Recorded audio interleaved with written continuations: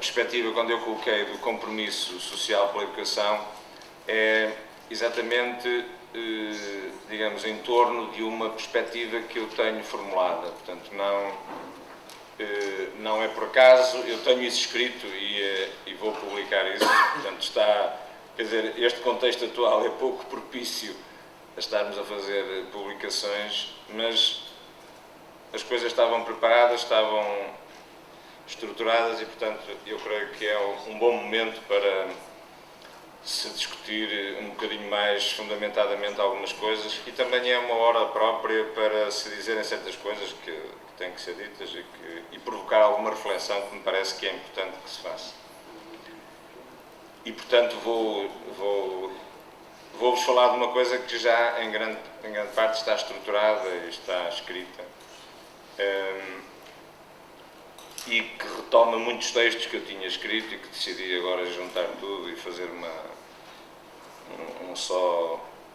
quer dizer, criar uma possibilidade das pessoas se confrontarem com um corpo de ideias muito articulado, muito coeso. Podem concordar ou não, como é óbvio, sempre foi assim, e portanto eu não tenho grande necessidade de me estar a justificar, portanto não digo aquilo que penso e o resto cada um que vá para o lado que quiser. A gente, quando escreve um texto, depois fica sempre com esta ideia de que o texto é sempre propriedade de quem o lê, a partir daí, e já não é mais nossa. Eu parto de uma análise muito simples, que eu aqui vou fazer de maneira muito simples, eu penso que a educação está diante de um bloqueio do ponto de vista político, e vou explicar porquê. Depois, alguns pressupostos que considero que são fundamentais para a educação. Depois, a minha percepção do que é que são os compromissos, não é?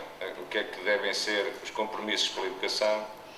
E, finalmente, o papel dos vários intervenientes no processo daquilo que eu chamo a regulação solidária, sociocomunitária e policêntrica da educação.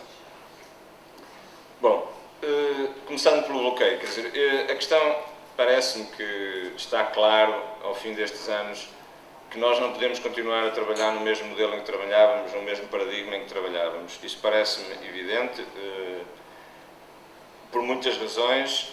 Creio que se vive, apesar das melhorias, começo por dizer isso, que eu não faço uma análise nada negativa sobre a evolução da educação. Creio que nós fizemos em grande medida o que tínhamos a fazer, recuperamos muito, mas de facto basta ver, aliás, o volume do Estado da Educação que o Conselho Nacional de Educação publicou este ano para perceber que, por exemplo, na escolarização do nível secundário nós paramos há vários anos e não conseguimos melhorar. E, portanto, eu já vinha dizendo isso há vários anos e creio que agora está bem claro nas estatísticas, mas eu infelizmente tenho razão, isto é, olhando para trás, era evidente que íamos bloquear ali na escolarização de nível secundário, e é isso que está a acontecer. A escolarização não sobe, portanto, nós estamos com o mesmo nível de escolarização e há 30% a 40% da população que nós não conseguimos escolarizar. E isso denota claramente uma situação de bloqueio. E é um bloqueio que tem muito que ver com estes ciclos permanentes de mudança. Portanto, nós estamos confrontados permanentemente com mudanças, quer dizer, é a coisa que mais acontece na educação. Chega uma equipa, muda, chega outra equipa, muda. Portanto, eu costumo brincar com isso e falar da iluminação da 5 de Outubro. Não é? A 5 de Outubro tem, de facto, uma energia e uma capacidade de transmitir a luz às pessoas que ali passam, portanto, que sabem tudo o que é preciso fazer, na hora certa, no momento certo. E o problema é que cada equipa que vai passando vai tendo uma iluminação diferente, se ainda fosse sempre a mesma, mas é diferente. E, portanto, mudam constantemente as normas, os enquadramentos, e andamos nisto há muitos anos. Isto gera um clima de muita instabilidade, gera um clima também de muita irresponsabilidade, porque depois não se sabe bem quem é que tem responsabilidade de quê, porque chegam uns e dizem, ok, agora aquilo está mal, portanto nós vamos pôr direito, vêm outros, aquilo estava mal, eu vou pôr direito. vem o seguinte, aquilo estava mal, eu vou por direito, às vezes são do mesmo partido, da mesma área política, mas, portanto, nós pessoalizamos ou personalizamos demasiado, digamos, esta permanência na 5 de outubro e tornamos as questões da educação técnicas. Portanto, é uma questão técnica, que eles viram assim, nós vemos de outra maneira, portanto, são questões técnicas. E eu, a meu ver, e essa instabilidade constante tem que ver com isso, com essa permanente mudança. Eu creio que nós, olhando para trás, também verificamos que as melhorias foram muitas, a escolarização hoje atinge níveis que eram inacreditáveis há 20 anos ou 30. A educação da infância, sobretudo, progrediu muito, acho que foi onde nós pudemos dar saltos, porque estávamos, de facto, aí muito atrasados. Ainda temos muitos problemas nos 0 a 3 anos, mas estamos a evoluir. Não fomos capazes de construir ainda até hoje uma educação da infância, a concepção do que é uma educação da infância. Nunca fomos capazes de enfrentar o problema assim. Temos um ensino primário que ficou ali a nadar sem ser muito bem enquadrado, não é? Temos um segundo ciclo que nunca foi, digamos, ficou sempre como um remendo, não é? Nunca foi clarificada a sua função.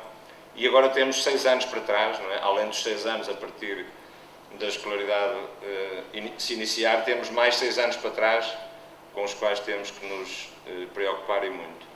E esses 12 primeiros anos, portanto até aos 11 anos, a educação da infância é qualquer coisa que precisa ser pensada enquanto tal. A partir daí são outros 6 anos, não é? São mais 6, portanto são 6 e 6 os primeiros 12 e depois mais 6 anos até ao fim do secundário. E aí, de facto, nós temos algumas dificuldades a mais. Também a escolarização a nível superior progrediu imenso, como sabemos, e estamos aí a níveis bastante interessantes, mas nós, de certo modo, abdicamos de ter uma escolaridade secundária alargada e apostamos mais em ter uma escolaridade ao nível superior, digamos, cada vez mais aberta.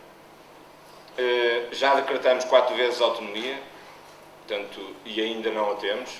Portanto, isso é um dos dados mais sintomáticos daquilo que significa o modelo de regulação da educação através do Diário da República. Tudo se faz a partir do Diário da República, a iluminação depois, claro, traduz-se em letra de forma através do Diário da República.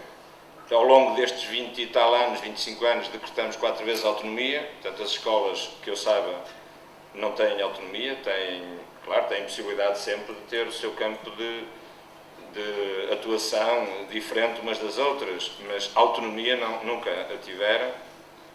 E, a meu ver, também as escolas estão exaustas deste processo, quer dizer, são 30 anos ou 30 e tal anos, mas sobretudo os últimos 30 anos de mudanças, as pessoas vão a saída em massa da profissão nos últimos anos tem muito que ver com isso, mas também tem que ver com esse sentido de exaustão. As pessoas chegaram a um ponto de saturação. E, de facto, mas também há muita gente animada. Eu vou a algumas escolas e há, de facto, permanentemente gente muito animada com o que está a fazer. Porquê? Porque nós estamos a falar de educação. Não é? E na educação, todos os dias, quando eu entro nas salas de aula, há sempre quase um recomeço. Nós recomeçamos.